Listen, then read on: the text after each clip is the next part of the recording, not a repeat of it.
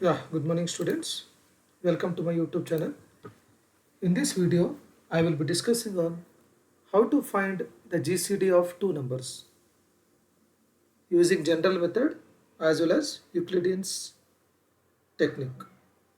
So these GCDs are very important while finding the Chinese theorem as well as in many encryption techniques. Okay, so let's start. First, let us see how to find the GCD of two numbers using general method. So here is the GCD of 25, 150. So first you take all the common divisors of 25. So for 25 the divisors are 1, 5 and 25. That is 5 into 5 is 25. Similarly for 150 it is 1, 2, 3, 5, 6, 10, 15, 25, 30, 50, 75 and 150. Next you find the common divisors of these two. That is 1, 5 and also 25. Okay. Then among these common divisors you see which is the biggest or larger one, that is 25. So that will be your GCD. So the GCD of 25, 150 is nothing but 25. Similarly, you can find the GCD of 13, 31. Since both are prime numbers, surely both will have only two divisors, that is 1 by itself, the other is 1 by 1. So the divisors of 13 will be now 1 and 13, and for 31 it is 1 and 31. So among this common one is what? 1. So the GCD of 13, 31 is nothing but 1. So this is a general method. Now let us see how to find using Euclidean algorithm. Okay. So it is very simple. Think that first we will see the algorithm. GCD of 10, 20 you think. So let us assume this as A and this as B. Okay, A is 10, B is 20. Please see the first step. A is greater than B. So here A is not greater than B. Means 10 is not greater than 20. So the first step is you need to replace A by B. Now A becomes 20, B becomes 10. Always it should be greater than, A should be always greater than B. So once it is replaced, now A becomes greater than B. Then divide A by B. Divide 20 by 10 and get the remainder.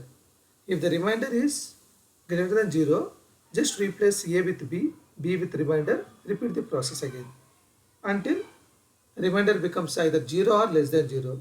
Once it becomes either 0 or less than 0, then GCD will be your value of B.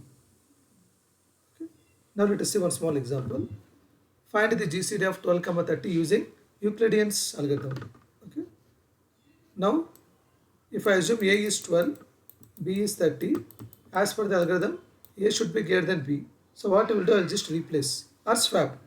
Now A becomes 30 and B becomes 20.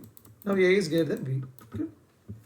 So here what we should do, have taken a table with 4 columns, that is Q is nothing but quotient, A is nothing but the value of A, B is nothing but the value of B, and R is nothing but remainder.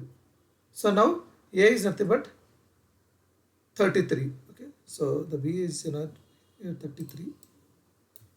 Okay, now A is 33, B is nothing but 12.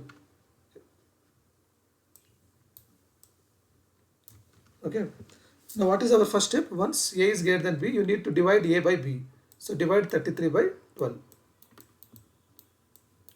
Now it becomes 12 to the 24.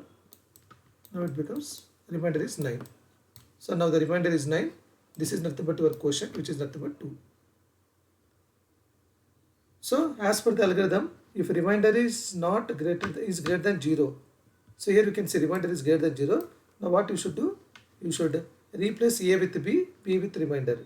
So I am just replacing the value of A by B, okay, 12, and the value of B by remainder, that is 9. Okay. Now again A is greater than B, again divide 12 by 9. So it is 9 1 9, the remainder is 3, quotient is 1. So remainder is 3, quotient is 1. Is the remainder less than 0 or equal to 0? No, still it is greater than 0. So what we should do? Again replace B by remainder, A by B. Okay. Now 9 and 3 are there. Again divide 9 with 3. Now it becomes 3 3 ja 9. Now the remainder becomes 0. Okay, and the quotient will be 3. So as per the algorithm, once R becomes less than 0 or equal to 0, then GCD will be the final value of B. What is the value of B? 3. Okay, now the GCD of 12,33 is 3. But in some textbooks, what they will do, you can replace again remainder by value of B. That is, value of B should be replaced by remainder. Again, the value of A will be replaced by B. Then the GCD will becomes the final value of B. Both are same. Either you can finally judge the value of B itself is the remainder, that is GCD, or once you replace again remainder by B and A by B, then the value of GCD will be 3. Both are same. This. So this is how you need to find the GCD of two numbers. So until the remainder becomes 0 or less than 0, you need to replace A value by B, B value by remainder, and repeat the process until the remainder becomes 0 or less than 0. Once it becomes 0 or less than 0, then the final value will be B, or after swapping it becomes A. So hope so I understood the video. Now let us see one small assignment. So now you can find the GCD of 36 and 60 using both general method as well as Euclidean's method. Okay, and you can put your answer in the comment box. Hope so you enjoyed the video. Thanks for watching, and subscribe my YouTube channel for more videos. Bye.